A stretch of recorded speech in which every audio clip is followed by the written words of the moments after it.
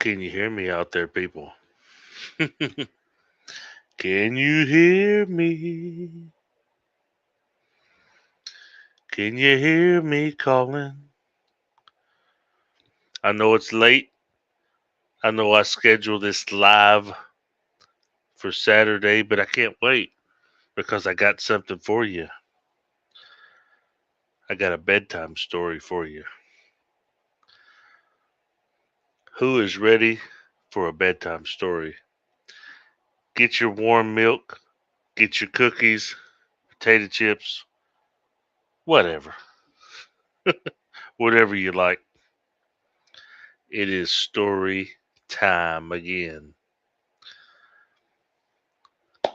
A little quick recap. We've been reading a story entitled What Lies Inside. We have heard the first three parts. And tonight, officially, we come to an end. We come to the finale.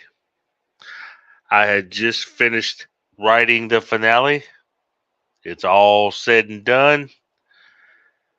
And at the end of the reading, I will give a quick discussion on it if you're having a hard time understanding what's going on. I'll give you a little spoilers. Everybody loves a good spoiler. But that comes at the end. First, we get into the story at hand. I've been writing this sucker all day. All day. I've even taken breaks in between. But it's been a constant writing process, and the finale is official. Because I had to step out earlier today and buy a new notebook because I filled the other notebook up. And I got some new ink pens, so we're going to be reading the finale fresh out of the new notebook, and I hope everybody can hear me. Whoever's listening, if you can hear me, give me a little something in the comments if you can hear. I'd hate to be reading this and nothing be coming out. But this finale, let me brag about it a little bit. It's on point, and it's not short at all. So if you can hear me, let me know, and we will proceed with the ending of What Lies Inside. I'll wait a few minutes, see if we get some people in here that want to hear the finale, and there's only one thing to do after that is get down to business. Get you your bedtime story.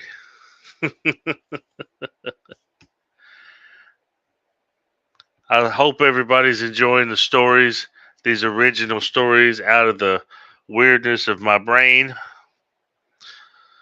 And if you're liking it and the videos do, pretty good, because I still have a third story coming, people, but I don't know when. So you'll just have to stay tuned, and as soon as the third story has been written, or part of it has been written, I will share the third installment entitled Rush. Can't give you too much on that one because I haven't really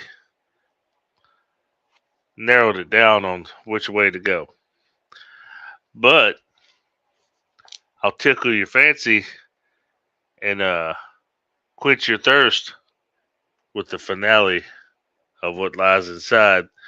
And if you haven't heard any of these stories that I've been reading, like Backwoods Terror or What Lies Inside, there's videos on my channel, read alongs or and stuff like that. Go back, check it out. Uh, get caught up. And as soon as this video's done, it'll be on my channel too. and that way you'll have all the parts to listen to.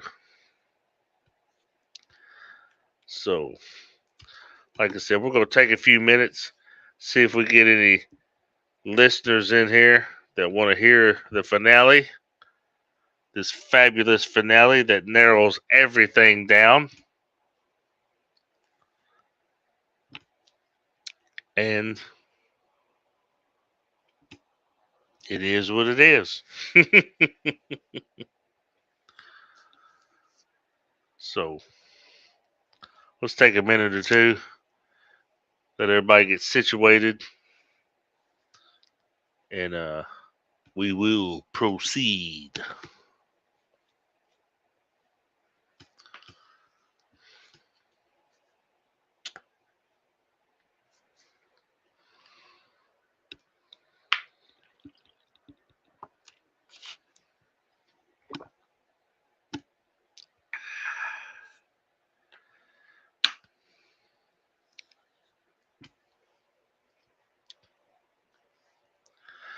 Good old water.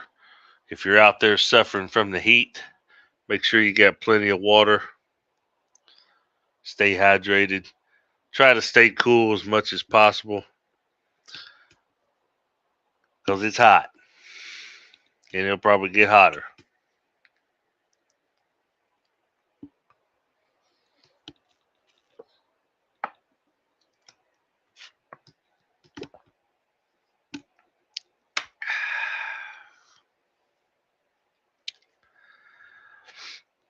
I'll kill about another minute or two and we'll get down to showbiz.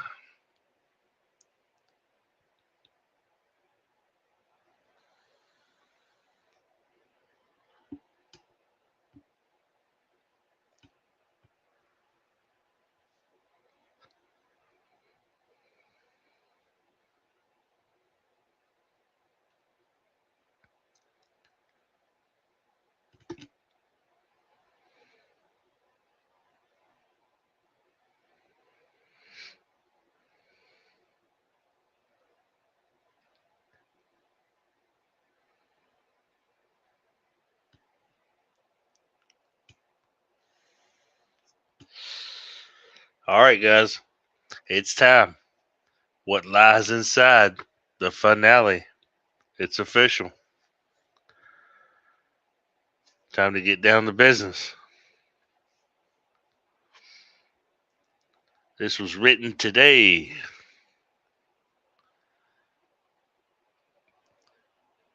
Sheriff Garrett enters back in the city limits, noticing a car parked outside the local cemetery. Curious, he pulls over to park to check the grounds out. Excuse me, sir, kind of late for a visit, I must say. I'm Officer Garrett, Bridgemont Sheriff's Department. I'm Luke Collins, officer, and sorry it's so late. I just had to pay my respects since I didn't get a chance to some years back. Luke starts to explain why he's in town, and Garrett also shares what he knows about the closed case murder on Norway, which has now been reopened. I have enough info to label you not the killer. A third-party person had to be lingering around during that time. What do you know about Samantha Dennis?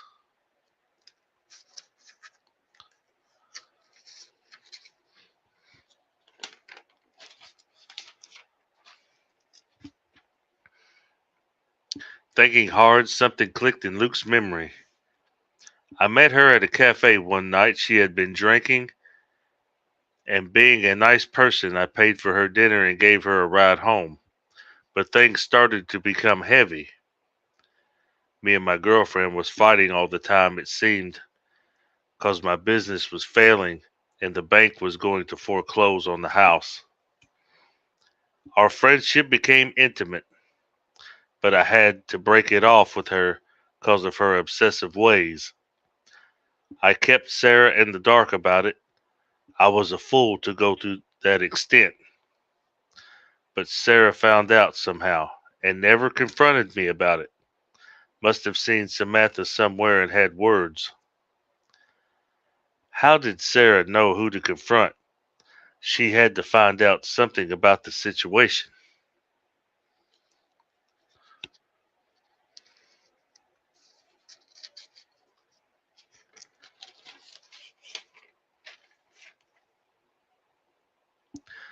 Luke explains multiple phone calls and nothing was said. Plus, every time he was out in public, she would be in person, lingering around, stalker type vibes. Meanwhile, back at the asylum, a dead body has been discovered inside the janitor closet with a missing name tag.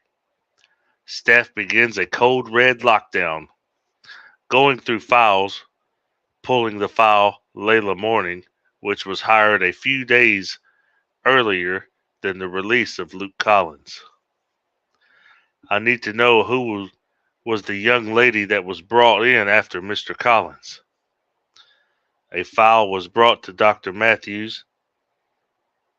As he opens and begins to read, which is Samantha Dennis.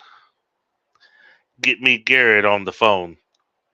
Now, nurse, I believe we have found our Norway killer.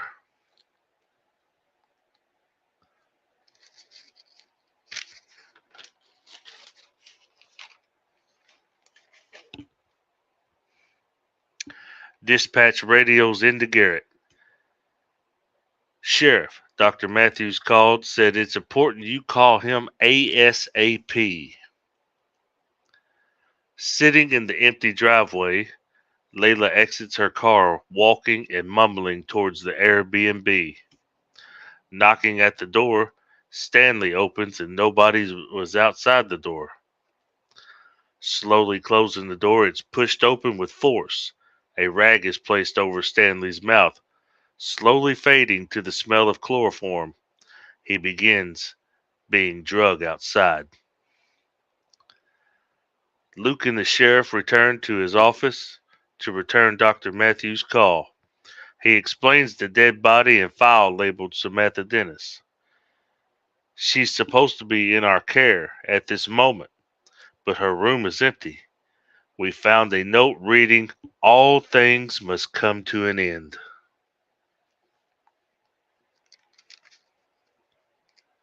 Mm-hmm.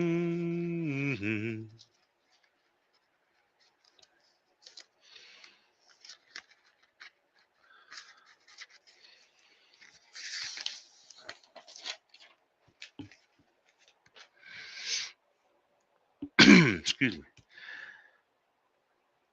Garrett hangs up the phone and loads up a couple of pistols. Handing Luke one, he begins to shake from being nervous. This is not the time to be gun shy. We have a psycho in our streets, and protect and serve by any means is what I do. It's clear you're not the killer, Mr. Collins. Are you alone? No, my driver Stanley is with me at the Airbnb across town. Get a unit over at Lewis's Airbnb. A call comes up on Luke's cell phone from Stanley. Are you okay, Stanley? My darling, Luke, we found each other. After all these years. You even ran from me, but couldn't hide. Unfinished business. We have, my love.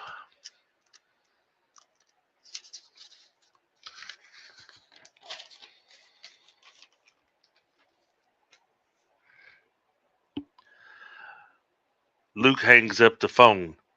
She's got Stanley. I heard him in the background. He sounded hurt. The other sheriff unit radios into Garrett. I'm here, but nobody is in the room, and the door was wide open. Get your ass to the crime scene on Norway. I'll meet you there. Hostage situation. We won't have another innocent person die on my watch. Well, Mr. Collins, looks like you have a date tonight. Let's not keep the psycho bitch waiting. Arriving at the home, Garrett positions himself at the side door. Luke notices the front door is cracked and begins to slowly walk inside.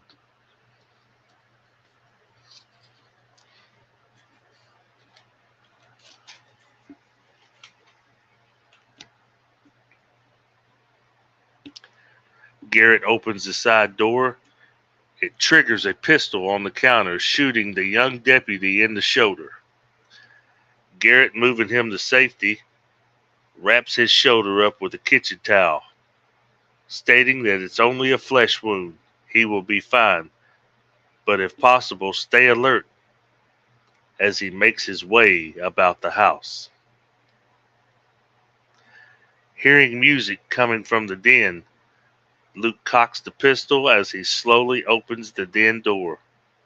He spots Stanley tied to a chair, quickly untying him, but still weak from a horrible beating, falls back down, not able to stand, and the door slams. My darling Luke, didn't ever think I would see you again, but it's magical how things work out. Love is so powerful, ain't it?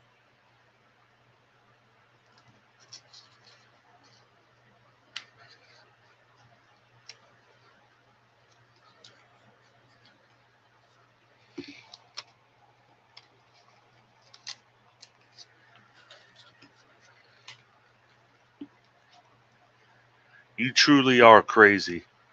I was in love with Sarah, not you. A mistake, you and I. That's why I ended it with you. I seen the obsession and true form of you. A kindful gesture turns into years of mental torture and innocent people dying, living in pain. Is that what you like? Makes you feel good, you sick bitch? A life of regret is what I'm hearing. But the damage is done. You left me with memories unlike you with meds to lock yours away. Mine were everywhere, toying with me like some sick game. Sarah found the key to my apartment and threatened me to stay away. 'Cause this prick Stanley saw me outside the cafe and warned me to just let you go.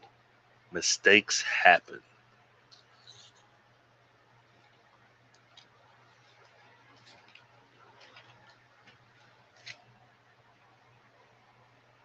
You were stalking them. Sarah was told at the market what was going on, and you must have planted that key in his pants to get him caught, hoping for his return. Like you said, the damage is done, and this is over. Luke, pulling out the pistol, aims and shoots, hitting Samantha in the side. Quickly opening the den door, Sheriff Garrett is standing, pistol aimed. Love hurts. That's all I can say. Firing a shot, hitting Samantha in the head, dropping to her knees, gasping, I love. And flat on her stomach, she lays dead in the hallway. The nightmare is officially over.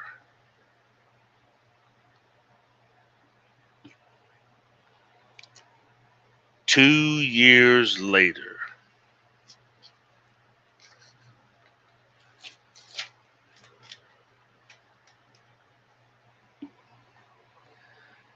Back at the gallery in Memphis, Stanley walks in with a letter for Luke. Sir, a letter came for you today, but no return address. Luke opens it up and begins to read. Our love was electric, something that could last forever. You meant everything to me. I was no longer alone in this mad world. My misery had company. They say true love never fades, but remains. Turning on the paper shredder, Luke places the letter, watching it shred. Meanwhile, sitting in a hospital room, looking out the window. A woman sits gazing out into society. A nurse walks in.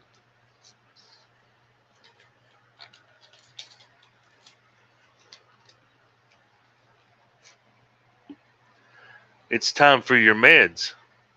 Oh, by the way, no mail today or visits for you. I'm sorry.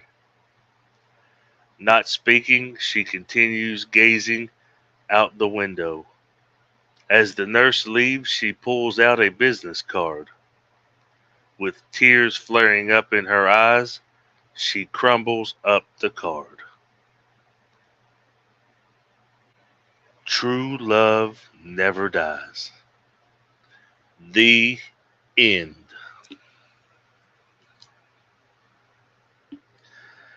Now, this is the spoiler part of the story, and it goes a little something like this. Layla Morning was the janitor at the asylum.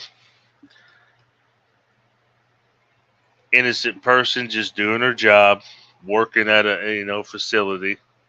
Samantha Dennis was the actual killer that killed Luke Collins' girlfriend at the time. Her name was Sarah, and she did it out of jealousy, fatal attraction, obsession. She thought that Luke actually loved her, but he didn't. It was a mistake. He was vulnerable at that moment because of him and Sarah fighting and all the stress, put him in a position where, he just didn't care. He was framed by Samantha Dennis to look like he was the killer. But like Sheriff Garrett said, the timing and the evidence just didn't add up. There had to be a third party. They just didn't know who. And as I stated in a couple of videos before, they had a person of interest, and Samantha Dennis was their person of interest, but they could never find her. It's because she quickly claimed suicide and locked herself in the asylum, which Luke was also in there being heavily medicated and memory wiped to forget. Stanley, the driver, has always been around. He's been Luke's driver since day one. And he also owned the gallery in Memphis. He gave Luke a fresh start opportunity to take over his gallery. And that's what happened.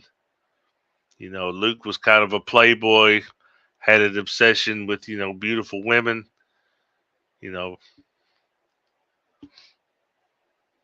And what can I say?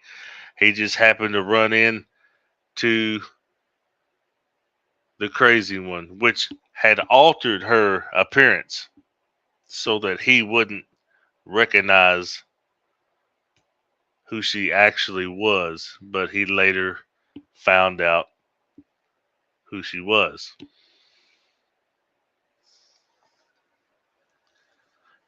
She had unfinished business. She was back to kill him because he was the last left.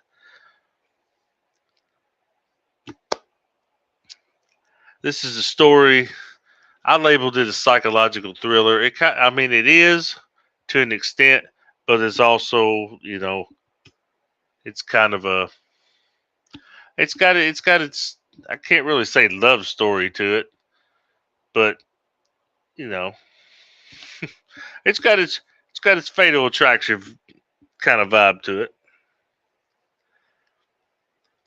Because I just didn't want to turn around and write another horror story. I wanted to do something different. I want each story that I write and I read to be unique, you know, stand on their own.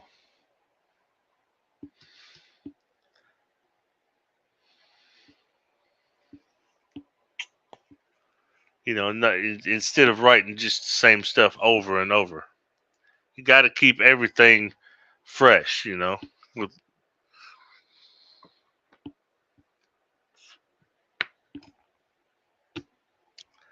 But look, that's all I can say about what lies inside. And all I can do is recommend, if you haven't heard the story, the videos are on my channel, the read alongs, parts 1, 2, and 3. If you haven't heard the first story, Backwoods Terror, all 4 parts of that is on there as well. Get caught up if you like these original stories, and prepare for at least one more coming soon. Don't know when, but it will happen. Like I said, just stay tuned. For anybody new that's just coming in that has no clue what's going on, but you like what's going on, feel free to subscribe. It's your option. YouTube gives you that option. If you like the video, they give you options to like it, dislike it, whatever, whatever tickles your fancy. I mean, I don't hate either way. Your opinion is your opinion. But that's the finale. I hope you guys enjoy it. What Lies Inside is officially done. The end. Hope you guys have a good night. And I will see you on the next story. Stay blessed.